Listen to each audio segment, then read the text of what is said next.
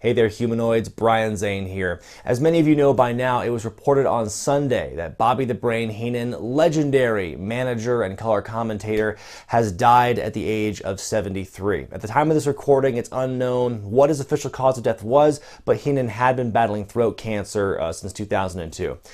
For fans of a certain vintage, this news is particularly heartbreaking. Those who grew up in the 80s watching wrestling, watching Bobby Heenan. But really, it's sad news for all wrestling fans and everyone in the business, because I think that anyone who's entered the wrestling business over the last 30 or 40 years, I'd say, owes something to Heenan, because he was such a huge part of wrestling history and so massively influential. He was best known for managing Nick Bockwinkel in the AWA before signing with the WWF in 1984. Where he'd go on to manage Andre the Giant against Hulk Hogan and Rick Rude against the Ultimate Warrior, and he was the center of the Heenan family. That was his stable, although he famously said he didn't call it a stable because you put horses in a stable, so this was the Heenan family. And the roster in the family was always in flux, but Heenan was always at the center of that. Then he would eventually transition to color commentary, most notably with Gorilla Monsoon, and there aren't enough adjectives in the English language to describe just how perfect this pairing was and how great a chemistry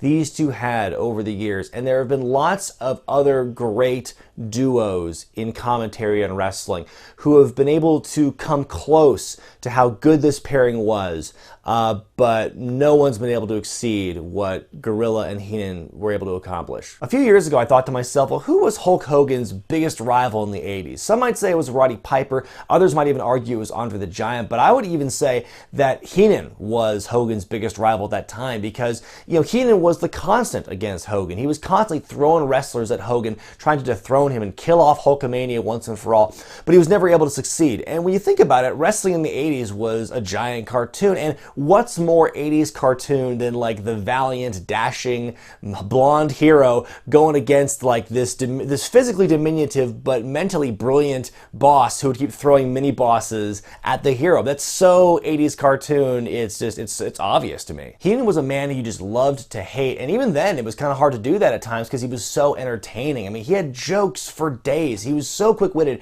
It's really one of the biggest tragic ironies I can think of, that a man who is best known for his quick wit and his way with words was unable to speak for the last decade of his life. But now his suffering is over, and I do believe he is in a better place now. After hearing the news of Heenan's death on Sunday, I went onto Twitter and I asked my followers to give me their favorite Heenan memories so we could talk about them in this video, and I got a lot of great responses. The vast majority of people responded saying their favorite Heenan memory was him calling the 1992 Royal Rumble match where Ric Flair enters at number 3 and goes on to win the whole thing and the championship in the process. It's just such a blatant homer for Ric Flair here because he's managing him at the time, and then when Flair wins the whole thing, he's just so happy. Really, what's brilliant about this, which is really, it's a magnum opus on commentary, what's brilliant about him calling this match here is not only so obnoxious and heelish of him to be acting that way on commentary, it's also so relatable. Because how many of you have watched like a fight or a football game or some sporting event where your guy is like down losing, you're depressed about it, you're down in the dumps, and like you're with friends and they're like talking shit about it to you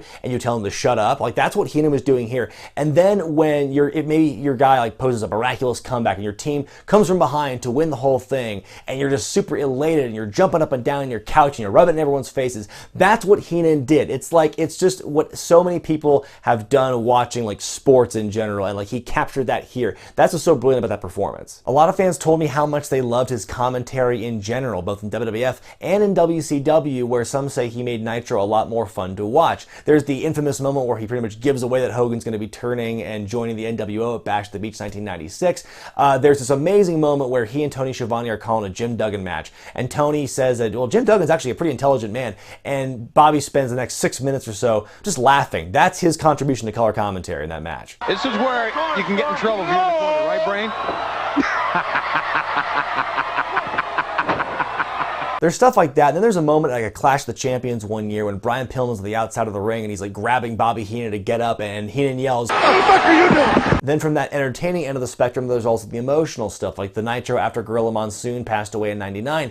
Bobby Heenan had a very public tribute and a farewell to his old friend on camera on Nitro. Very classy move by WCW to allow him to do that. But yeah, Bobby Heenan on color commentary is really the history of color commentary. That's Bobby Heenan in a nutshell. Other high points nominated by by the fans included riding backwards on a camel at WrestleMania 9, trying to sneak into the first ever episode of Raw, bringing Ric Flair into the WWF back in 1991, calling the gimmick battle royal with Gene Okerlund at WrestleMania 17, getting put in the weasel suit twice, once by Greg Gagne, once by The Warrior. That was another hallmark of Heenan's career as a manager. He was never above putting other people over at his expense. He wasn't afraid to look foolish if it meant getting someone else over and helping them get ahead. That was a great thing that Heenan was very good at. There was this Hall of Fame speech in 2004 where he made people laugh and cry. He had so many different emotions in that speech. Then, my God, like the one-liners, like I said before, he had so many zingers by Heenan. He was kind of like the Rodney Dangerfield of professional wrestling, because in kayfabe, Bobby Heenan never got any respect.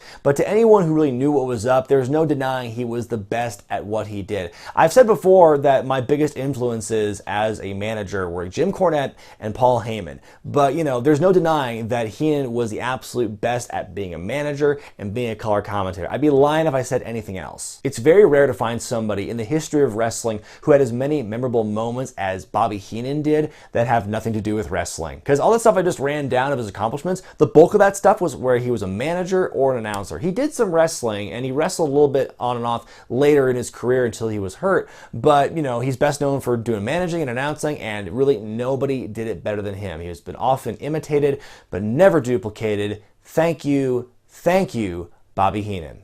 I'm Brian Zane, and I'll see you next time.